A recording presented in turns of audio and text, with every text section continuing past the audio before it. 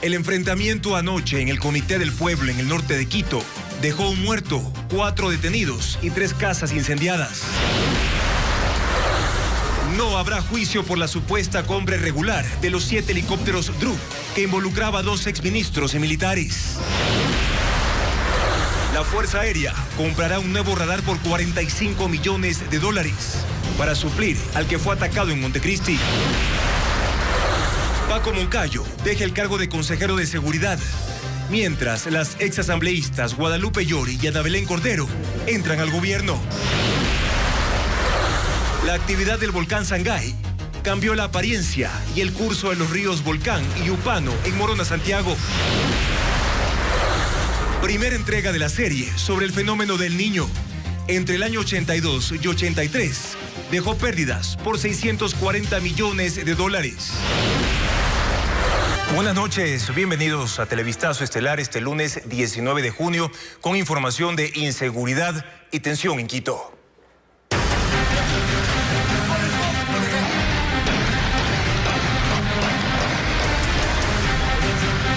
Comité del Pueblo, el inicio de un polvorín.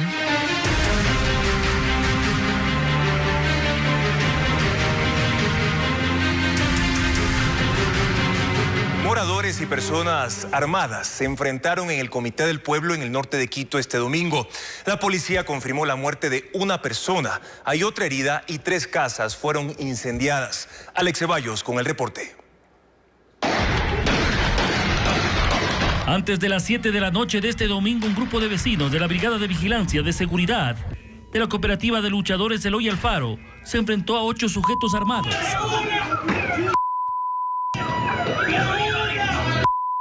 Integrantes de la Brigada de Seguridad afirman que el enfrentamiento inició cuando hacían la ronda nocturna. Pidieron a los sospechosos que se retiren del lugar. Ellos respondieron con disparos. Entonces los vecinos activaron las alarmas comunitarias, reunieron más gente y fueron en búsqueda de los sospechosos. La muchedumbre ingresó a 3 viviendas de los presuntos delincuentes. Con bombas caseras, las incendiaron. Y no fue disparos disparos al aire, fueron disparos directos al cuerpo. Los vecinos afirman que están cansados de los problemas de inseguridad que se vive en el barrio. Que se vayan de ahí, queremos que se vayan todos esos de los que viven ahí. Tenemos miedo. La policía confirmó la muerte de un presunto delincuente con antecedentes delictivos. Una persona resultó herida y 4 fueron detenidas. Aquí el problema son las actividades ilícitas, el microtráfico, la receptación, la situación que se da con estos grupos delictivos que por años, desde el 2002, se han venido dando en este sector. Este lunes la policía ingresó a otra vivienda que se presume era guarida de los sospechosos. También fue destruida. Según la policía, el grupo armado es liderado por alias La Pastora, con antecedentes por delincuencia organizada, asociación ilícita, narcotráfico y robo. El Comité del Pueblo es uno de los barrios más populosos de la capital. Se ubica en el norte, específicamente en la zona oriental. Creció de forma acelerada en los últimos 20 años y tiene ya 80.000 habitantes. Hoy está afectado principalmente por el microtráfico y también por la violencia. Pero, ¿cómo enfrentan los altos índices delincuenciales la comunidad? Carla Delgado lo muestra. El Comité del Pueblo se creó en los años 70 como un barrio popular para gente obrera. Sin embargo, desde hace 2 décadas ha crecido de forma acelerada y desordenada, incluso dando paso a las invasiones. Está poblado principalmente por migrantes de provincias y también por extranjeros. En el Comité del Pueblo viven cerca de 80.000 personas en un área de 140 hectáreas, un equivalente a 2 parques La Carolina, o la mitad del área de recreación del Parque Los Amanes de Guayaquil. Tenemos una precariedad de servicios y también hay problemas con la organización de la policía de que tenga una presencia mucho más permanente, pero sobre todo estructurada a prevención. Los habitantes del Comité del Pueblo dicen que lo que ocurre aquí no es una disputa entre bandas. Tienen claro que es una reacción de la comunidad frente a la violencia e inseguridad, ocasionada por un grupo delictivo liderado por una mujer que opera en la zona desde 2002. El microtráfico y la venta de objetos robados es lo que tiene sumido al sector en constante zozobra. Aquí venden como que va usted a la panadería y compra pan. La zona del Mirador se ha convertido en el centro de operaciones delictivas y la impunidad han ido dando fuerza a esta organización que intenta acorralar a los habitantes, por lo que considera que es urgente sistematizar la información para generar una estrategia. No solamente con más policías, sino una intervención transversal que tenga que ver con servicios de educación, de salud, porque esos barrios, estas zonas han sido abandonadas también de alguna forma por el Estado. La zona se ubica en el extremo nororiente de Quito, rodeada de otros populosos barrios y también de urbanizaciones residenciales. En instantes tendremos una entrevista con el académico Fernando Carrión para profundizar las razones de esta problemática en el Comité del Pueblo. Los 18 procesados por peculado en la compra de los helicópteros DRUF no irán a juicio. El juez dictó sobreseimiento. La fiscal general del Estado apeló esa decisión porque considera que hay pruebas suficientes del delito. El tema con Jacqueline Rodas. No habrá juicio para los 18 procesados por la compra de los helicópteros DRUF. El juez Luis Rivera se tomó más de 10 meses para anunciar la decisión. Dictó sobreseimiento para los exministros de Defensa, Javier Ponce y Wellington Sandoval, para los generales relacionados con el contrato, el representante de la empresa HAL de la India que vendió las aeronaves y más funcionarios de la época. Según el juez, no hubo dolo ni perjuicio económico para el Estado, pero para la fiscal general Diana Salazar, el perjuicio superó los $66 millones. Al conocer la decisión, pidió la palabra y dijo: existen elementos suficientes para presumir la existencia del delito de peculado, así como la participación de los acusados. Al no estar de acuerdo con su resolución, interpongo el recurso de apelación. Luego de la audiencia, intentamos hablar con la defensa del exministro Ponce y con generales de la FAE, pero prefirieron no hacerlo. La familia del excomandante de la Fuerza Aérea, Jorge Gabela, se mantiene en que su muerte está relacionada con el negocio de los DRUF al que se opuso. Su viuda no se sorprendió con el fallo. Señala al juez Rivera por haber sido funcionario del gobierno de Rafael Correa y director provincial del Consejo de la Judicatura en tiempos de Gustavo Yalc. Esta es la justicia que nos dejaron. Esta es la justicia que heredamos, porque funcionarios de los mismos correístas son los que ahora están como jueces. De los 7 helicópteros DRUF comprados en 2008, 4 se accidentaron dejando muertos y heridos y 3 quedaron fuera de operación. La Fuerza Aérea Ecuatoriana compró un nuevo radar por $45 millones. Se trata de una adquisición urgente para recuperar el control del espacio aéreo tras la explosión del radar en el Cerro Montecristi en Manabí en noviembre de 2021. Paul Romero con el informe.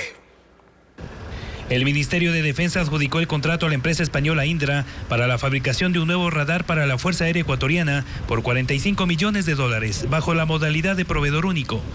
El comandante de la FAE, Gabriel García, informó que los nuevos equipos llegarán al país en 18 meses. Con unas características mejores que los anteriores radares, pero con la misma customización que hemos requerido para que se integre en nuestro sistema de vigilancia. Los nuevos equipos complementarán el control del espacio aéreo, que quedó disminuido tras la explosión del radar que instaló la FAE en el Cerro Montecristi en noviembre de 2021 para la lucha contra el narcotráfico. Los equipos averiados se encuentran en la base aérea de La Tacunga, en donde se les da mantenimiento para evitar que se deterioren. Ecoavisa constató el daño que causó la explosión originada en el lugar más sensible del radar, en donde están los componentes electrónicos y mecánicos. En cerca de 2 años, la FAE aún no recupera el valor del seguro del radar por los problemas legales con la empresa interoceánica. El monto del daño es de $7.2 millones, que la aseguradora no quiere reconocer en su totalidad. A lo cual apeló la compañía aseguradora. Ha sido aceptada su apelación y ahora la Superintendencia de Compañías nos ha indicado que la indemnización para la recuperación de nuestro antena radar es de 5 millones. Por la explosión del radar, 25 militares recibieron sanciones administrativas, como suspensión temporal en funciones, pases a otras dependencias, mientras que 15 fueron procesados penalmente, acusados del delito de sabotaje. Fiscalía presentó ya al juez pertinente y está en ese proceso. No me quiero meter, Paul, porque depende del señor juez que dicte o no si es que existe algún tipo de juicio contra los implicados. La Fiscalía llamó a juicio a los implicados, que podrían ser sancionados hasta con 10 años de cárcel. Hay cambios en el gabinete de gobierno. Paco Moncayo renunció como consejero y 2 exasambleístas, una de ellas de Pachacutic, ocuparán cargos públicos por designación del presidente Guillermo Lasso. El presidente Guillermo Lasso aceptó este lunes la renuncia de Paco Moncayo al cargo de consejero de gobierno que ocupaba desde abril. Su salida se produce después de hechos de inseguridad como el enfrentamiento entre delincuentes y moradores en el Comité del Pueblo en Quito, que dejó una víctima mortal. También tras una nueva masacre de 6 personas en Guayaquil.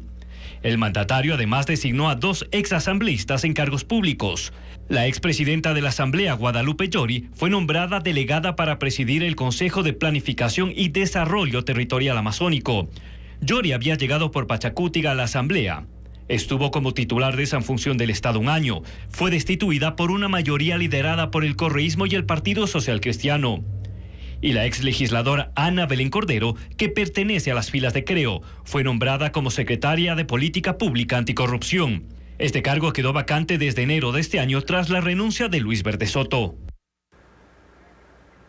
En el hemisferio norte, desde América hasta Asia, reportan altas temperaturas. Andrea Báez tiene más información al respecto. Andrea. Los expertos afirman que esta ola de calor extrema está relacionada con el cambio climático. La alerta climática rige para 30 millones de personas. Expertos aconsejan tratarse constantemente y reducir la exposición al sol. Eliana Suárez amplía. Una ola de calor azota el sur de Texas y el este de Luisiana. Los termómetros llegan a registrar hoy 40 grados centígrados y podrían aumentar en el transcurso de la semana.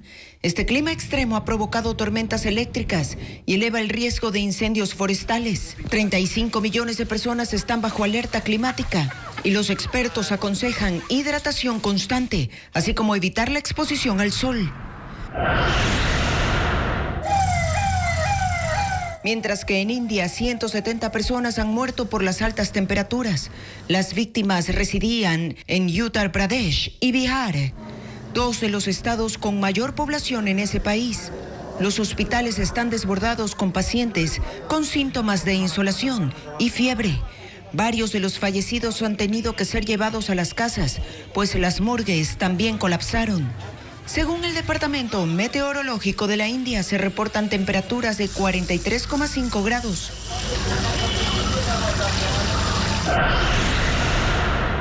Y el calor se extiende a Japón. 46 personas han sido hospitalizadas por una descompensación general del organismo.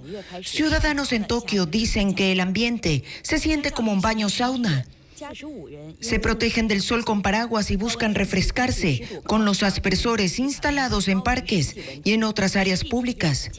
Mientras en las residencias y establecimientos comerciales aumenta el uso de acondicionadores de aire, mientras las previsiones alertan que las temperaturas seguirán subiendo en el hemisferio norte y que lo peor del calor llegará en julio y en agosto. La Agencia Europea de Control Fronterizo y Guardacostas liberó el video sobre el barco pesquero que naufragó frente a Grecia con 700 migrantes a bordo. Las imágenes demuestran a la nave horas antes de que se produjera la tragedia. Este lunes fueron encontrados los cuerpos de otros 2 ocupantes. Pedro Jiménez actualiza la situación. Han pasado 5 días desde el naufragio de una embarcación que partió del norte de África rumbo a Italia, pero que se hundió en el trayecto frente a Grecia.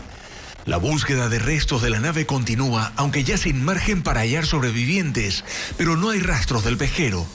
Estas, sin embargo, son las últimas imágenes captadas por un avión de vigilancia de la Agencia Europea de Fronteras en la tarde del 13 de junio, un día antes de la tragedia.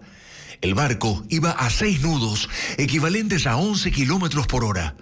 La cubierta estaba repleta de migrantes y otros centenares habrían estado encerrados en las bodegas. El avión tuvo que volver a tierra para recargar combustible, mientras que otras naves se dirigían al sitio. Pero para cuando llegaron, el barco se había hundido. Recuperaron 78 cuerpos y rescataron 104 personas. Del resto, ninguna señal, hasta que hoy se reportó el hallazgo de otros 2 cadáveres. Migrantes que están en Europa en condición de refugiados siguen acercándose al puerto griego en espera de noticias, pues la mayoría de viajeros tenían ya familiares en otros países como Italia o Alemania. Sobre los 9 detenidos por este caso, que se supone eran tripulantes responsables de la embarcación, se sabe que son ciudadanos egipcios que han sido trasladados a una corte en Grecia para la primera audiencia sobre el caso, que se realizará mañana. Un ciclón causa muerte y devastación en Brasil. En breve tendremos los detalles. Además, ¿de cuánto será la deducción de su impuesto a la renta con la aprobación del decreto ley de economía familiar? Detallamos la nueva tabla de cálculo al volver. Y también un juez dictó prisión preventiva contra el conductor que atropelló a un hombre y sus 2 nietos en la vía a la costa en Guayaquil. Ya volvemos.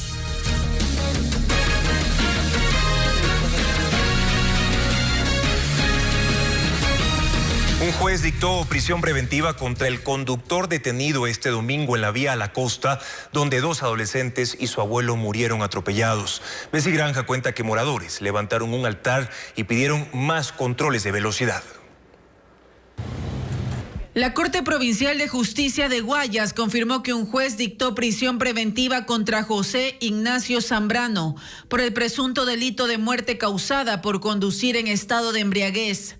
El hombre manejaba este vehículo con el cual embistió a 3 ciclistas, un abuelo de 71 años y sus nietos de 17 y 15. El siniestro ocurrió en el kilómetro 11 de la vía a la costa, en Guayaquil. Según imágenes de las cámaras de seguridad, el conductor chocó con otro carro que circulaba por la zona, perdió pista y luego impactó a las víctimas. Según la Corte Provincial, se lo considera autor directo y enfrentaría una pena de 10 a 12 años de prisión. Además, se le imputaron cargos por daños materiales a bienes públicos y privados. Registros de la institución detallan que el vehículo reporta 6 citaciones por exceso de velocidad entre octubre de 2019 y mayo de 2023. Marla Vera habita el sector donde se levantó un pequeño altar para recordar la tragedia. La comunidad de la vía de la costa, los ciclistas, estamos todos tristes porque no es sencillo perder a alguien. Y así sea que no sea tu familia, entras en el papel de que si hubieran sido mis hijos, si hubiera sido mi papá. Se conoció que 5 integrantes de la familia salieron juntos para andar en bicicleta por el Día del Padre. 3 de ellos se quedaron al otro lado de la carretera porque preparaban los equipos y fueron los testigos de la tragedia. De enero a mayo de este año, a escala nacional, se registran 8.241 accidentes de tránsito y 920 personas han fallecido, lo que equivale a un promedio de 6 muertes por día. Revisemos más cifras. Los datos de la siniestralidad en Ecuador reflejan que entre 2019 y 2021, 4 de cada 10 accidentes de tránsito ocurrieron por conducir a exceso de velocidad y 9 de cada 10 siniestros provocados por el consumo del alcohol se registran en las vías urbanas, principalmente en Pichincha y Guayas. Otras de las causas fueron manejar distraído con el uso de celulares y pantallas y también el irrespeto a las señales de tránsito. Los hallazgos forman parte del informe Vías Urbanas Más Seguras, propuestas desde la sociedad civil, desarrollado por la Fundación Tándem, Carichin en Bici y la Asociación de Peatones en Quito. Según estadísticas de la Agencia Nacional de Tránsito, hasta mayo de 2023, a escala nacional se registran 8.241 siniestros y 920 personas han fallecido, lo que equivale a un promedio de 6 muertes diarias. Los impuestos contemplados en la reforma tributaria, a excepción del impuesto a la renta, no son de aplicación inmediata tras la publicación de la norma en el registro oficial. ¿Cuándo se aplicarán los nuevos tributos? Adriana Bermeo con la explicación. La nueva reforma tributaria que fue aprobada por la Corte Constitucional fija fechas en las que se aplican los cambios en 4 impuestos. Inmediatamente entra en vigencia la rebaja del impuesto a la renta para personas naturales. Representa casi $200 millones menos para el fisco. Desde julio se cobrará el impuesto del 12% a los espectáculos públicos. El Servicio de Rentas Internas emitirá el reglamento para especificar qué tipo de eventos pagará el tributo. Por este concepto se busca recaudar $10 millones al año. En enero del 2024 regirán los cambios para los contribuyentes del régimen para emprendedores y negocios populares RIMPE. Lo pagarán los dueños de negocios que tengan ingresos entre $2.500 y $20.000 anuales. Con ese impuesto el gobierno planea recaudar $100 millones. El tributo a los pronósticos deportivos también se cobrará a partir de enero del próximo año. Representa el 15% mensual sobre los ingresos que reciben los operadores de las plataformas de apuestas en línea localizadas en Ecuador. Y si son del extranjero, será el usuario quien asume el pago. Por esta vía, el gobierno espera obtener $20 millones. Además, esas empresas estarán obligadas a retener el 15% del valor de los premios que entreguen a los usuarios. Son $130 millones en nuevos tributos. En las próximas horas entrará en vigencia el decreto Ley de Economía Familiar que permitirá la vigencia inmediata de una nueva tabla de cálculo del impuesto a la renta. Fabiola Santana informa cómo quedan los rubros.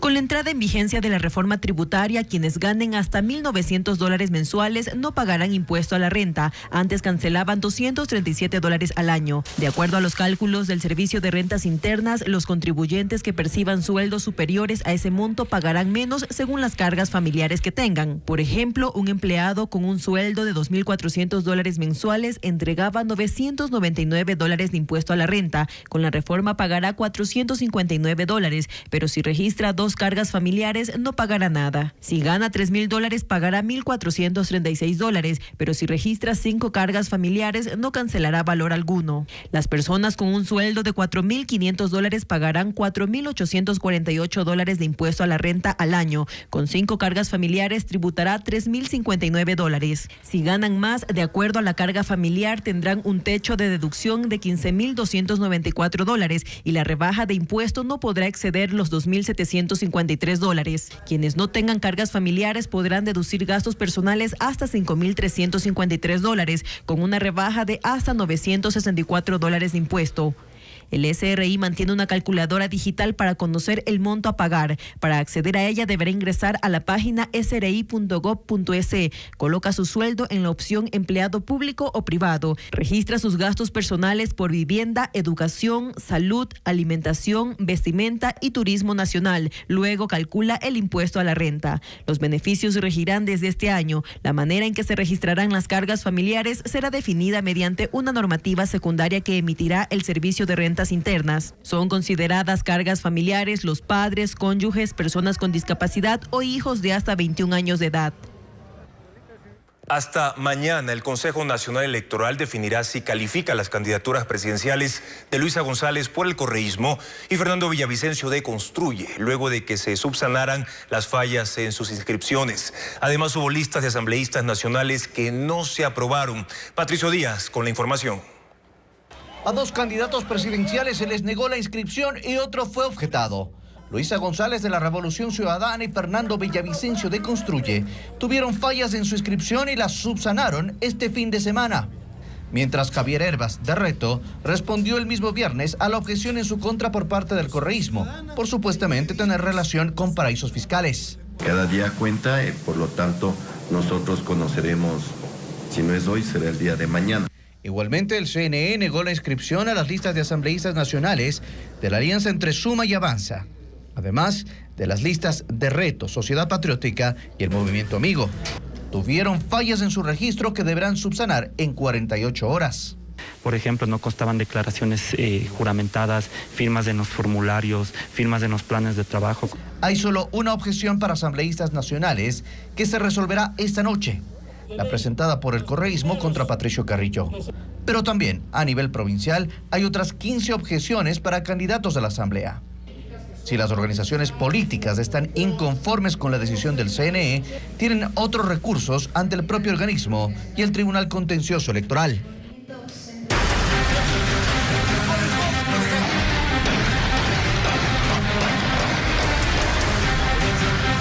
Comité del Pueblo. El inicio de un polvorín. Retomamos Tenemos la información de los enfrentamientos que ocurrieron ayer en el Comité del Pueblo en Quito. Allí la Brigada de Seguridad del sector fue atacada con disparos por parte de 8 personas. Los moradores activaron las alarmas comunitarias y los habitantes incendiaron 3 viviendas. La policía ingresó a las casas de los sospechosos. Además, confirmaron la muerte de una persona y otra herida. Para comprender mejor y a profundidad lo que ocurrió anoche en el Comité del Pueblo en Quito, nos acompaña el arquitecto Fernando Carrión, experto en desarrollo urbano y seguridad. Arquitecto, bienvenido. No, muchísimas gracias por la invitación. Lo que sucedió anoche es la alerta de un cambio en el tipo o en la forma de violencia en Quito, arquitecto. Yo creo que sí, estamos viviendo una mutación muy importante porque ahora lo que tenemos es una reacción de la población de forma masiva. Ya no son actos que simplemente se van contra el delincuente, sino que se van también con gente que vive dentro del mismo barrio. Y en ese sentido lo que vimos ayer fue algo espectacular. ¿Significa entonces tomar la justicia por mano propia en los barrios de Quito? Pero cualitativamente de una forma distinta, porque la justicia por mano propia antes era cuando se cometía un asesinato, se cometía un robo, eran 4 o 5 personas contra el delincuente. Ahora es prácticamente una parte del barrio que se va contra otra parte del barrio, donde ya se tenía antecedentes de que ahí ocurrían cosas como las siguientes. Se vendían armas, se vendía droga, se producía vacunas y se robaba a la gente. Partiendo de esos puntos, entonces, ¿se parece lo que sucedió en el Comité del Pueblo a lo que están enfrentando en Esmeraldas y en Guayas con la delincuencia? Yo creo que es distinto porque Esmeraldas es una provincia fronteriza con Colombia y entonces tiene su particularidad. Y en el caso de Guayaquil lo que tenemos es que por ahí sale la mayor cantidad de droga. Ahora, el caso de Quito, el consumo yo creo que es determinante. ¿Cuál es la particularidad entonces de Quito versus las otras ciudades u otras provincias? El caso de Guayaquil es un puerto de salida. Por ahí salen más o menos 350, 360 toneladas. Por Quito también está saliendo, pero no de esa magnitud. En Pichincha se produce también cocaína, ya se han descubierto algunos laboratorios, pero el tema central en Quito en términos de narcóticos es el consumo. ¿Por qué entonces, arquitectos, el Comité del Pueblo se volvió uno de los barrios más peligrosos de Quito a raíz del microtráfico que comenzó aproximadamente hace unos 20 años, tomando en cuenta que es un territorio altamente comercial y no es una zona periférica? Lo que pasa es que ahí tenemos 2 articulaciones. Una de los grupos llámale así, nacionales, que tienen mucha fuerza en el país en determinados lugares. Y por otro lado, este grupo pequeño que está dentro del comité empieza a tener enlaces no solo dentro del Comité del Pueblo, sino también fuera, en los barrios circundantes. Con lo cual, lo que está ocurriendo es que se va armando un espacio, se va construyendo un territorio unificado del crimen que está produciendo lo que está produciendo. Eso que usted menciona de alguna manera estuvo influido también por los asentamientos que crecieron de forma desordenada en las últimas 2 décadas en el Comité del Pueblo. Yo lo que creo es que en general en América Latina, no solo en el caso del Comité del Pueblo o en Quito, lo que estamos viviendo es un tránsito de la ciudad ilegal, que era básicamente los asentamientos, producto de invasiones, producto de formas irregulares de urbanización, hacia una ilegalidad de la economía, que es básicamente el narcotráfico, la corrupción y todo lo que significan las tratas de personas. ¿Y eso qué tiene que ver un poco con lo que pasa en la ciudad? Tal vez la falta de empleo, mayor seguridad. ¿Qué aspectos más allá de la ubicación geográfica o las invasiones, Fernando, influyeron para ello? No, sin duda hay condiciones económico-sociales. El tema del COVID nos generó una crisis económica muy fuerte donde se cayó una cantidad de empleos. La gente se fue al sector informal. Y no solo eso, sino que también la crisis desde el COVID, de la guerra con Ucrania, también aceleró eso. Y entonces el nivel de desempleo, el nivel de pobreza que tenemos en Quito ha subido sustancialmente. Y ahora, ¿cómo salvar entonces, arquitecto, desde el municipio de la capital al Comité del Pueblo y a otros barrios que están enfrentando la misma situación en distintos puntos de la ciudad para que eventos o hechos como el de anoche no vuelvan a ocurrir? Yo creo que tienen que trabajar de manera absolutamente coordinada gobierno nacional y gobierno local. Ahora ya empiezo a escuchar las mismas voces que se oían en Guayaquil cuando se decía que esto no es una competencia nuestra. El municipio de Quito capta $10 millones al año por la tasa de seguridad. En otras palabras, ya no se puede decir que no es una competencia del municipio. Yo creo que el municipio tiene que trabajar en esta perspectiva y el gobierno nacional sin duda. Entonces, lo primero sería un diálogo entre gobierno y municipio, ¿y qué otras acciones podrían aplicarse? Yo creo que aquí vienen otras cosas que también es muy importante. ¿Por qué se produce esta justicia por la propia mano? El nivel de desinstitucionalización que tiene el país. He visto una encuesta hecha por Market donde la Asamblea tiene el 4%, la justicia tiene el 8% y la policía tiene el 10%. Entonces, ¿qué es lo que significa esto? De alguna manera, justicia por la propia mano, porque la institucionalidad pública en general no está dando las respuestas que deberían dar. Gracias a Fernando Carrión por habernos acompañado. Vamos a una nueva pausa aquí en Televistazo Estelar. Más adelante, ¿está preparado Ecuador para el fenómeno del Niño? Les mostraremos el terrible rastro que dejó en el país en 1983. Además, desaparece en el Océano Atlántico un submarino turístico que llevaba a 5 personas hacia los restos del Titanic. Luego de la pausa, seguimos con más.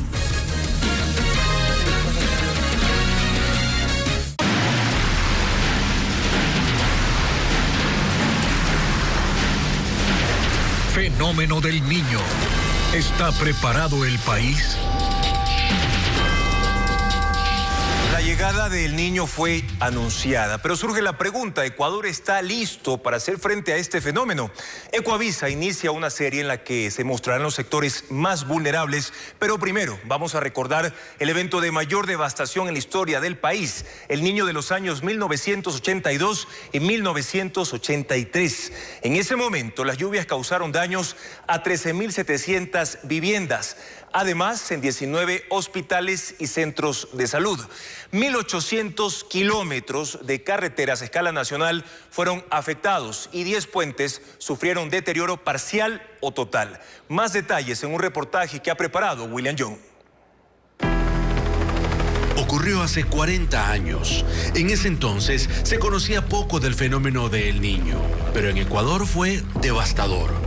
Su impacto se sintió desde diciembre de 1982 y se extendió durante el primer semestre de 1983.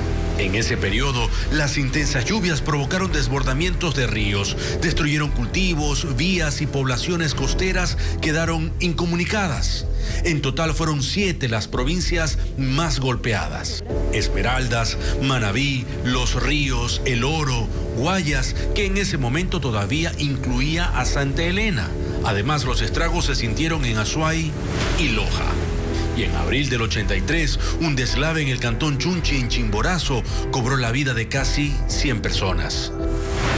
El gobierno de Osvaldo Hurtado lanzó una campaña solidaria para obtener aportes de la ciudadanía y la denominó Unidos Somos Más. En una semana recaudó cerca de 120 millones de sucres, que era el equivalente a $2.600.000 de la época. Resultó insuficiente. Tras el paso del Niño, los daños se calcularon en $640 millones, 405 en los sectores productivos como agricultura, ganadería y la industria, 210 millones en infraestructura, principalmente en vialidad y transporte, y otros 25 millones en el área social, como educación, salud y vivienda.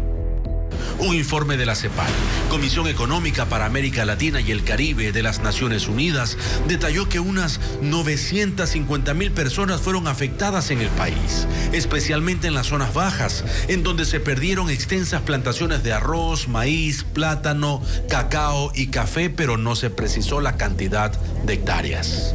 Solo por cultivos dañados, falta de insumos y desabastecimiento, las pérdidas fueron de $68 millones. Tras el azote de este fenómeno climático, las Naciones Unidas sugirieron al Ecuador ya hace 4 décadas emprender acciones inmediatas para restablecer la producción, definir una planificación para la construcción de obras en las zonas afectadas y aprovechar los recursos hídricos con visión a largo plazo. ¿Qué pasará con el fenómeno del Niño en los sectores ganadero y camaronero? Lo veremos mañana en la segunda entrega de la serie El fenómeno del Niño. ¿Está preparado el país? La Fiscalía abrió una investigación tras la masacre en el Guasmo Norte, en Guayaquil, que dejó 6 muertos y 8 heridos. Las víctimas pertenecen a 7 familias de la zona. Entre ellas hay menores de edad y una mujer embarazada. Estefanía Arias con los detalles. Eran 20 personas reunidas en esta esquina de la cooperativa 25 de enero en el Guasmo Norte de Guayaquil, cuando hombres armados a bordo de un carro negro llegaron al sitio y comenzaron a disparar indiscriminadamente. La policía confirmó la muerte de 6 personas, entre ellas un adolescente de 15 años, mientras otras 8 quedaron heridas, incluidas 2 menores de 16 y 8 años y una mujer embarazada. Uno de los hoy fallecidos tiene antecedentes penales en el año 2022 por delincuencia organizada y una de las heridas tiene antecedentes penales en el año 2016 por tráfico de sustancias sujetas a fiscalización. En el sitio, los agentes recogieron 132 restos de bala, de fusil y pistolas. Algunos proyectiles impactaron en la puerta y ventana de 2 viviendas. Escuchamos el disparo y mi hijita, estaba con mi hija, tírate al suelo. Agregó que fue una noche de terror y que están consternados porque conocían a la mayoría de las víctimas, pues en total 7 familias de la zona quedaron afectadas en este hecho violento. Este video ya está en manos de la policía, que intenta identificar a los sospechosos. Según los uniformados, en el sector opera una banda criminal que incluye adolescentes. Mientras, la Fiscalía abrió una investigación por este hecho violento. Investigadores de la Escuela Superior Politécnica del Litoral ESPOL diseñaron la primera aplicación móvil gratuita para la detección temprana del Fusarium raza 4. Se trata de un hongo letal que arrasa con el banano. Vanessa Robles detalla que esta plaga es la más temida entre los productores. Fusarium raza 4 tropical es una de las enfermedades más letales que ocasiona la pérdida total de cultivos de banano, según el Instituto Interamericano de Cooperación para la Agricultura. En 2019 fue detectado en Colombia, en 2021 llegó a Perú y en enero de este año, Venezuela confirmó su aparición. Investigadores del Centro de Biotecnología de la ESPOL diseñaron la primera aplicación móvil para prevenir una posible incursión de esta plaga en territorio ecuatoriano. Se sumen a descargar esta aplicación, que es gratis, que está disponible en las plataformas Android y iOS. Tienen acceso a cursos, talleres, monitoreo preventivo que les permite a los productores tomar fotos en sus fincas para que un cuerpo técnico pueda ayudarlos a identificar casos sospechosos. El hongo ingresa a la planta a través de las raíces y tapona los conductos por donde se alimenta. Para el experto, lo peligroso es que una vez que se establece en el suelo, es imposible de erradicarlo. Ni existe producto químico en la actualidad que pueda controlar esta enfermedad, ni tampoco contamos con una variedad comercial que pueda ser usada en nuestro territorio, ni reemplazar el Cavendish, que es la variedad que exportamos. La aplicación ha sido descargada más de 600 veces, no solo en los cantones de Quevedo, Babahoyo, Ventanas, Milagro, Machala y El Empalme, sino en países como México, Colombia, Perú, Costa Rica y Bolivia. Hemos capacitado alrededor de 1000 productores, continuamos realizando alianzas estratégicas. Según el Ministerio de Agricultura, en Ecuador existen aproximadamente 200.000 hectáreas de bananos sembradas, de las cuales 47.000 se encuentran en la provincia de El Oro. De acuerdo con datos del Banco Central, el año pasado se exportaron 7 millones de toneladas métricas de fruta, representando el 15,5% de las exportaciones no petroleras del país. La vía Macas-Puyo permanece inhabilitada por el desbordamiento del río Upano. Por ahí descienden los lahares del volcán Sangay y cuando llueve su caudal crece. En esa zona un hombre está desaparecido desde el domingo, como cuenta Alberto Luna. Así luce el río Upano a la altura del puente previo al ingreso a Macas. Su color cristalino cambia a café oscuro cuando se une con el río Volcán en una zona de difícil acceso en la parte alta. Antes del Upano era uno de los atractivos turísticos de Macas por la práctica del rafting. Ahora las personas ya no se sumergen en ese río por su estado. Este color oscuro del río Upano se debe a la actividad del volcán Sangay, y es que por este afluente descienden los lahares y también escombros como troncos de árboles y piedras. Cambió completamente su dinámica, su composición, como ustedes lo pueden ver al momento, pues es un agua muy chocolatosa, y es porque tiene una gran carga de sedimentos que viene arrastrando desde la parte alta. En mayo de 2019, la actividad eruptiva del Sangay pasó de moderada a alta. Desde entonces, todo el material que emana es arrastrado por el río Volcán, que nace en el Sangay y lo deposita en el río Upano. Debido a su composición, esta lava, pues, al ser muy viscosa, baja muy lentamente, y por efectos climáticos en esa parte, pues, se va solidificando. Esa acumulación en la época de lluvias hace que en ciertas ocasiones descienda con fuerza.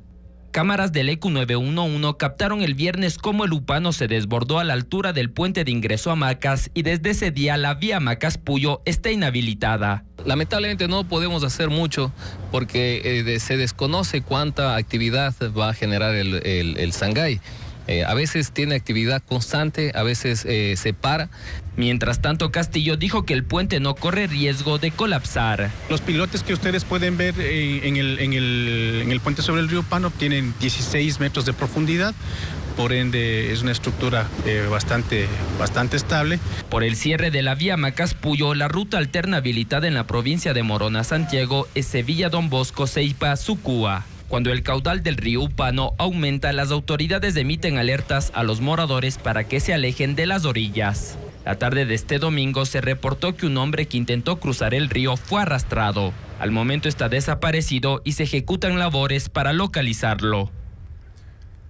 Apenas 2 solicitudes para ocupar la silla vacía en las sesiones del Consejo Cantonal de Guayaquil han sido atendidas desde 2010, cuando fue creado ese mecanismo de participación ciudadana. El Observatorio de Políticas Públicas de la ciudad exige una reforma para facilitar el acceso. Luisa María Heredia informa. 5 pedidos públicos para hacer uso de la silla vacía ha recibido en su primer mes la Administración Municipal de Aquiles Álvarez en Guayaquil, según el Instituto Olmedo, y ninguno ha sido atendido. Las solicitudes llegaron de 3 ciudadanos y 2 colectivos, entre ellos el Observatorio de Políticas Públicas de la Urbe. Manuel Macías, director de este organismo, cuenta que la intención de participar en el Consejo Cantonal surgió del ofrecimiento de una nueva administración de puertas abiertas. Para que podamos tomar la palabra respecto a un tema de planificación participativa. La respuesta fue enviada hace unos 8 días y fue negada. Álvarez, por su parte, sostiene que solo ha recibido un pedido, que ya fue atendido. Nosotros estamos abiertos a recibir casos y analizarlos. No me puedo convertir tampoco en la doctora Polo. La silla vacía es un mecanismo de participación política que da cabida a la intervención de la ciudadanía en el debate y la toma de decisiones en asuntos públicos. Fue introducida en la Constitución de la República de 2008 y posteriormente normada en el Código Orgánico de Organización Territorial, la Ley de Participación Ciudadana y las ordenanzas de cada municipio. Otorgan a los participantes voz y voto en temas específicos que se traten en el orden del día de las sesiones de los consejos. Esos 13 años de existencia, la alcaldía de Guayaquil ha recibido 29 solicitudes ciudadanas para asistir al consejo mediante la silla vacía. En los últimos 9 años de administración de Jaime Nebot fueron 13 pedidos y solo 2 se hicieron efectivos. En cambio, en los 4 años de la alcaldía de Cintia Viteri llegaron 11 requerimientos, pero la silla vacía nunca se ocupó. La persona que en el caso de Guayaquil quiera intervenir debe justificar la pertinencia de su solicitud y acreditar su representatividad, experiencia y conocimiento del tema. Un desfase económico de 150 millones de dólares existe entre lo presupuestado y lo recaudado en el municipio de Guayaquil, según el alcalde Aquiles Álvarez. Acusa de una mala planificación financiera la administración anterior, sin embargo, evita culpar de uso ilegal de recursos a algún funcionario de ese periodo. Que era el primer informe de 3, indicaba el alcalde de Guayaquil, y contó cuál es el estado de las finanzas municipales. Que las cosas no están bien, dijo, que solo encontró 10 millones de dólares en caja y más de 230 millones en deudas. Eso es lo que nos tiene hoy como estamos. No tenemos tranquilidad en la parte financiera, nos vamos a organizar, nos hemos estado organizando y vamos a lograrlo. Álvarez señaló que la diferencia entre lo presupuestado y lo recaudado es un hueco de 150 millones de dólares, que por eso va a reajustar el presupuesto, pero que ni así le va a alcanzar la plata. Del presupuesto que nos dejan, así lo reformemos, está comprometido más del 80%, así que nuestro rango de acción en administración y manejo es chiquitito, pero no importa, nosotros no somos de quejas. Por ello, anunció que va a hacer una reingeniería financiera y que está revisando los rubros de cada una de las direcciones municipales. Luego hará lo mismo con las fundaciones y con las empresas públicas. Sin embargo, se cuida mucho de hacer acusaciones. Él dice que solo está transparentando lo que encontró. No estoy diciendo que alguien se ha llevado $1, ni que alguien es ladrón. Simplemente lo único que estoy diciendo es que a nivel administrativo han sido un desastre y por eso estamos como estamos. Y ya después de eso se puso a hablar de tweets y de esas cosas con las que trata de mantener viva una polémica con su antecesora. El Consejo Nacional Electoral espera que al menos 80.000 ecuatorianos en el exterior participen del voto telemático en las elecciones del 20 de agosto. Solo por internet los migrantes podrán ejercer ese derecho porque no se enviará material electoral. Este año, los ecuatorianos que votan en el exterior lo harán de manera telemática, es decir, por internet. Este método ya se utilizó en 2021 como un plan piloto y en febrero de este año se hizo mediante inscripción. De las 409.000 personas empadronadas en el exterior, 54.000 votaron presencialmente, 23.000 se registraron para hacerlo desde su computadora y 17.540 lo cumplieron. Para los comicios anticipados de agosto, el CNE informó que según sus cálculos, no era posible enviar el material a las jurisdicciones del exterior debido al corto tiempo. Por lo que todos los migrantes que quieran participar deberán inscribirse para votar por internet el próximo 20 de agosto. Tenemos una proyección de pasar los 80.000, 90.000 electores. Hasta ahora se han inscrito 2.300 personas en este proceso, quienes se suman a los 23.000 ya registrados en febrero. ¿Cómo pueden inscribirse quienes viven en el exterior? Deben entrar a la página web del CNE y seguir los pasos que ahí se indican, o directamente a la dirección www.voto-telemático.cne.gov.es. Una de las inquietudes desde los propios consulados fue sobre la posibilidad de que a las personas mayores pueda hacérseles difícil el voto por esta vía. No es así, son pasos muy sencillos y resumidos. Los ecuatorianos en el exterior pueden inscribirse para este proceso, incluso el mismo día de la elección, el 20 de agosto. La impresión en 3D se pone al servicio del mundo médico también en el Ecuador. Y es posible recrear un modelo, por ejemplo, de un tumor antes de ser operado o un hueso lesionado. María Cecilia Largacha, con más. Lo que se hace en este laboratorio es ayudar a mejorar vidas o a salvarlas en algunos casos. Y no son médicos. Él es ingeniero, ellos sus alumnos, y estas son máquinas de impresión 3D. Entonces, lo que tenemos aquí es un diseño de una prótesis, ¿no? ¿Cómo fue obtenido? Escaneamos a en este caso, una voluntaria, ¿no? Y lo que hicimos fue hacer una especie de resección digital de uno de sus senos. Y a partir de él, creamos el diseño de la prótesis. La prótesis a la que se refiere es todavía un proyecto. Él y su equipo quieren crear prótesis externas diseñadas para mujeres que han tenido cáncer y que han perdido uno o ambos senos. Y las quieren hacer en 3D. En este caso estamos imprimiendo con una resina del tipo flexible, ¿no? ¿Comienza a imprimirse? ¿Cuánto tiempo se tarda? En este caso se va a tardar aproximadamente 8 horas. Y 8 horas después lo que se obtiene es esto.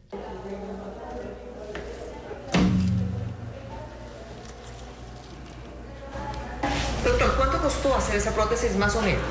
Aproximadamente unos $50, ¿no? Aproximadamente material únicamente, ¿no? Y de ahí pues la parte de diseño y todo, yo no creo que la prótesis debería costar más allá de $80. La ventaja de la impresión 3D es que es tan versátil que con ella se puede hacer casi de todo. Él no solo trabaja en este tipo de prótesis, también imprime férulas que pueden servir como alternativa a los yesos tradicionales. Trabaja en la impresión de prótesis para huesos e incluso utiliza las tomografías o resonancias magnéticas para crear imágenes a escala real del interior de un paciente.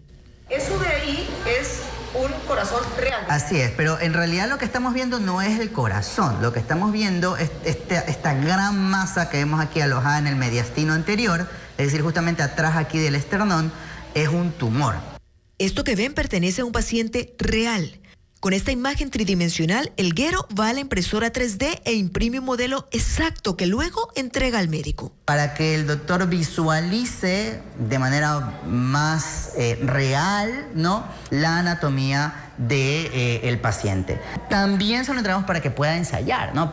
Ensayar y aumentar las posibilidades de que la cirugía sea exitosa, como en este caso, en el que el tumor fue extirpado y el paciente sobrevivió. Quienes trabajan en ella dicen que la tecnología 3D revolucionará el mundo y tal vez a la medicina también. Una especie de vainilla única en el mundo crece en Pastaza. Una familia le apuesta a su cultivo porque su aroma y sabor concentrado le dan un gran potencial de comercialización internacional. Joana Duche con más detalles. En la parroquia 10 de agosto del cantón Pastaza, la familia Guerrero se ha convertido en la pionera de la producción de la vainilla odorata, una orquídea de la que se extrae la vainilla, especie codiciada en la gastronomía. Esta orquídea es endémica de los bosques de la Amazonía y tiene un alto potencial de exportación. Por esto ha despertado el interés de los Guerrero, quienes ya han cultivado 1,5 hectáreas con 18,000 plantas. Nosotros lo que hemos hecho es cogerla, adaptarla dentro del invernadero y darle mejores condiciones que lo que existe.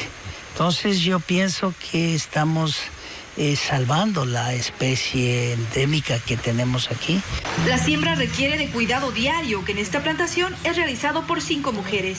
Su producción es 100% orgánica, al no requerir de fertilizantes químicos para su desarrollo.